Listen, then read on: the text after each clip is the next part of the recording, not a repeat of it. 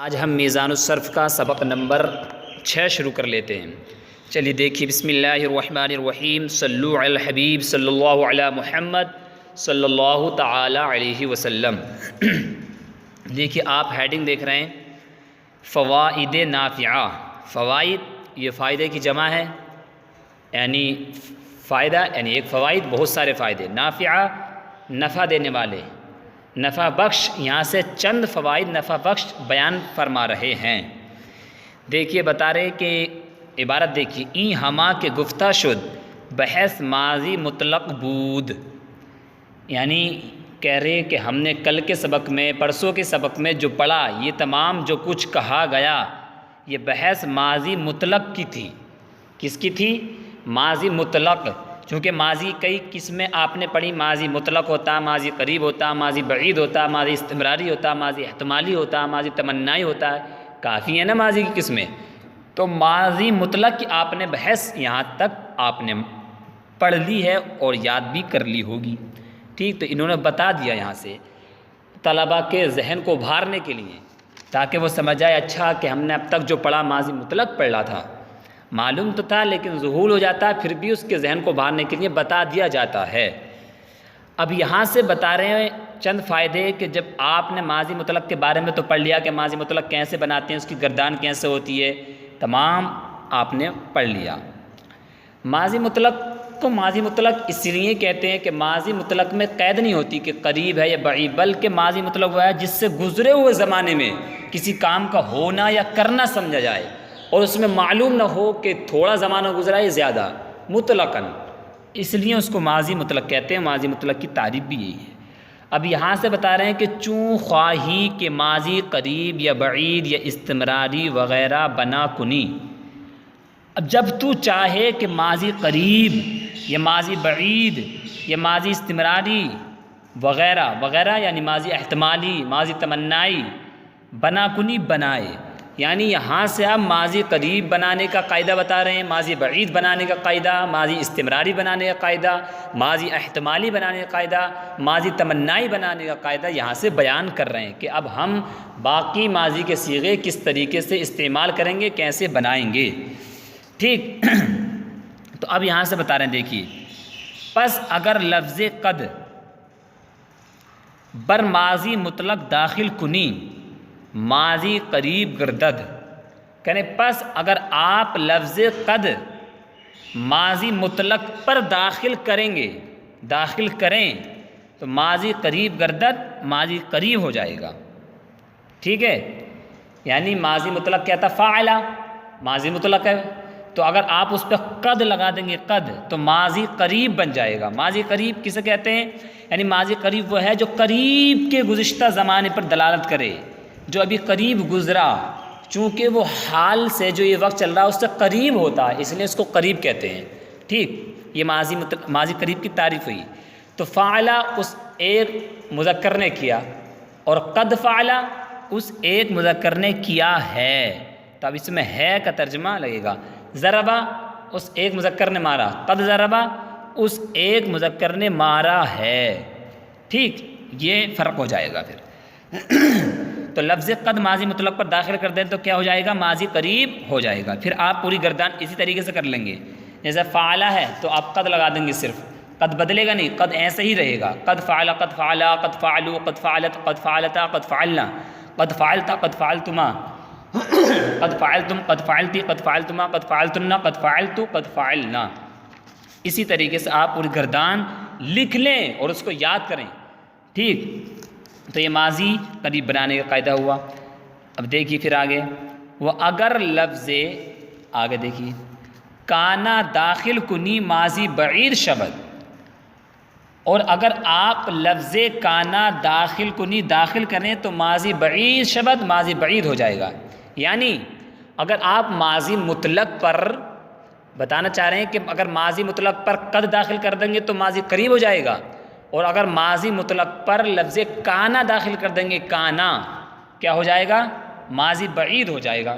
جیسے مثال کے طور پر فاعلہ ہے تو یہ ماضی مطلق ہے، تو اس پر آپ کانا داخل کریں گے، کانا فاعلہ، فاعلہ کا ترجمہ کیا تھا؟ اس ایک مذکر نے کیا، کانا فاعلہ کا ترجمہ کیا ہو جائے گا؟ اب اس ایک مذکر نے کیا تھا، ٹھیک، اس ایک مذکر نے کیا تھا۔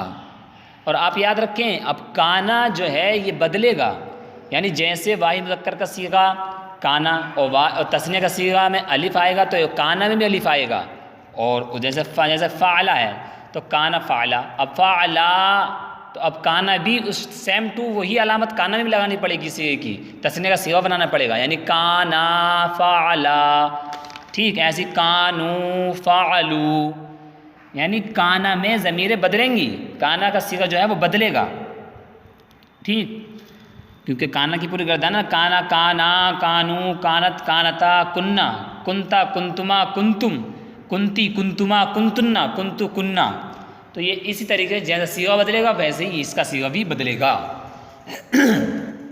تو یہ ماضی بعید بنانے کا قاعدہ ہوا، اور ماضی بعید آپ نے سمجھ لیا کس کو کہتے ہیں۔ ماضی بعید کی تعریف کیا ہے؟ ماضی بعید وہ ہے جس سے دور کے گزرے ہوئے زمانے میں کسی کام کا ہونا کرنا سمجھا جائے، دور کے، ٹھیک، یعنی کام کو کیے ہوئے تھوڑا نہیں بلکہ بہت لمبا طویل زمانہ گزرا ہے، یہ ماضی بعید میں پتہ چلتا ہے، ٹھیک۔ آگے دیکھیے، جیسے مثال دی نحو کانا ضربا، جیسے کانا ضربا، وہ اگر آ را بر مضارع داخل کنی ماضی استمراری گردد چوں کانا یا فعلو۔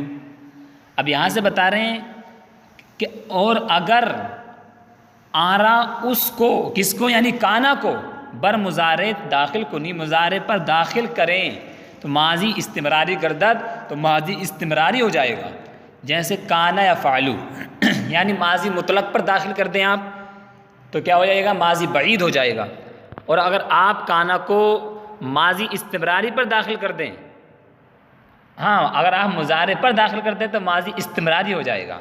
آپ کہیں گے مضارع کیا ہے، تو آپ انشاءاللہ کل کے سبق میں مضارع کے تعلق سے پڑھیں گے کہ مضارع کس طریقے سے بناتے ہیں، کیا ہوتا ہے مضارع، ٹھیک، لیکن بتا رہے ہیں ماضی استمراری کب ہوئے گا؟ مضارع۔ جیسے کہ مثال کے طور پر کانا ضربہ کا ترجمہ آپ نے کیا پڑھا تھا؟ اس نے مارا تھا، اور اب مضارع پر داخل کریں گے کانا یضربو تو وہ مارتا تھا، ٹھیک، وہ میں نے بتا دیا کہ کانا جیسے ماضی بعید پہ داخل کریں گے تو کانا بدلے گا، کانا کا صیغہ، اسی طریقے سے جب ہم مضارع پر داخل کریں گے اور ماضی استمراری بنائیں گے تو اس میں بھی بدلے گا، جیسے جیسے صیغہ آئے گا ویسے ویسے یہ کانا میں بھی ضمیر الگ الگ صیغہ بدلے گا، ٹھیک۔ اچھا، ماضی استمراری کس کو کہتے ہیں؟ ماضی استمراری وہ ہے جس سے گزرے ہوئے زمانے میں مسلسل لگاتار کسی کام کا ہونا یہ کرنا سمجھا جائے، لگاتار، ٹھیک، جیسے وہ لکھتا تھا یعنی لگاتار لکھتا تھا، ٹھیک۔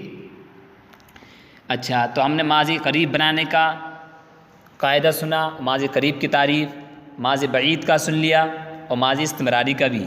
اب یہاں سے آگے بتا رہے ہیں چوں کانا یا فعلو، مثال دی جیسے وہ کرتا تھا، وہ اگر بر ماضی مطلق لفظ لعلما در آری ماضی احتمالی گردد۔ اب یہاں سے بتا رہے ہیں کہ اگر ماضی مطلق پر لفظ لعلما لے کر آئیں تو ماضی احتمالی گردد، تو ماضی احتمالی ہو جائے گا، کیا لانا؟ لفظ لعلما اگر آپ لے کر آئیں گے، جیسے مثال کے طور پر ماضی مطلق ہے فعلا، تو آپ اس پہ لگا دیجئے لعلما، تو کیا ہوگا؟ فعلا اس ایک نے کیا، لعلما فعلا، تو یہ ماضی احتمالی ہو گیا۔ ماضی احتمالی کس کو کہتے ہیں؟ ماضی احتمالی ہوا جس سے گزرے ہوئے زمان میں کسی کام کے اندر شک سمجھا جائے، شک، یعنی یار ہوا نہیں ہوا، شک، جیسے یار اس نے کیا ہوگا، جیسے لعلما فعلا کا ترجمہ کیا؟ اس نے کیا، اس ایک مذکر نے کیا، لعلما فعلا اس ایک مذکر نے کیا ہوگا، ان دو مذکروں نے کیا ہوگا، یعنی شک ہوگا، اس میں کیا ہوگا، یہ شک ہے، اس کے لیے ماضی شکی بھی کہتے ہیں، ٹھیک۔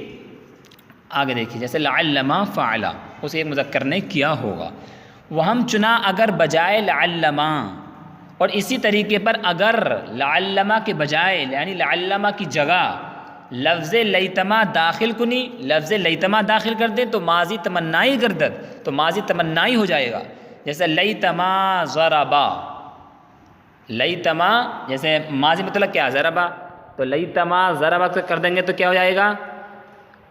کاش کہ وہ مارتا، کاش کہ وہ مارتا، تو یہ لیتما ضربہ کا ہو جائے گا. ٹھیک، اسی طریقے سے مثال دیکھیے، جیسے لیتما ضربہ، باید کاش کہ وہ ایک مرد مارتا، باید دانست کہ از یر حق ازیں ہاں چہاردہ سیغا برمی آیند چنانکہ در ماضی مطلق گزشت. اور جاننا چاہیے، باید دانست، اور جاننا چاہیے کہ ان میں سے ہر ایک کے 14 صیغے برمی آیند نکل کر کے آتے ہیں، چنانکہ در ماضی مطلق گزشت، جیسا کہ ماضی مطلق میں گزرا. یعنی 14 صیغے آئیں گے، یعنی ہر ایک کے 14 صیغے ہوں گے. پھر مثبت ہوگا یا مجہول ہوگا، مثبت ہوگا یا منفی ہوگا، معروف ہوگا یا مجہول ہوگا، تو پھر یہ بھی قسم آئیں گی. تو اس طریقے سے جب آپ گڑا کریں گے 14 کو 24 میں تو 336 صیغے بن جائیں گے. ان تمام کی ماضی کتنے صیغے ہو جائیں گے؟ پھر 336 صیغے. دیکھیے میں آپ کو دکھا دیتا ہوں نقشے میں، دیکھیے ملاحظہ فرمائے، اور ان تمام صیغوں کو آپ اچھے سے یاد بھی کر لیں. پہلے میں بتا دوں کہ آج کے سبق میں ہم نے کیا پڑھا؟ ماضی قریب کی تعریف، ماضی قریب بنانے کا قاعدہ، ماضی بعید کی تعریف، ماضی بعید بنانے کا قاعدہ، ماضی استمراری کی تعریف اور اس کا قاعدہ، ماضی احتمالی کی تعریف، اس کا قاعدہ بنانے کا، اور اسی طریقے سے ماضی تمنائی کی تعریف اور اس کا قاعدہ ہم نے پڑھا. ماضی تمنائی یعنی جس سے گزرے ہوئے زمانے میں کسی کام کی آرزو سمجھی جائے، آرزو تمنا ماضی تمنائی ہوتا ہے.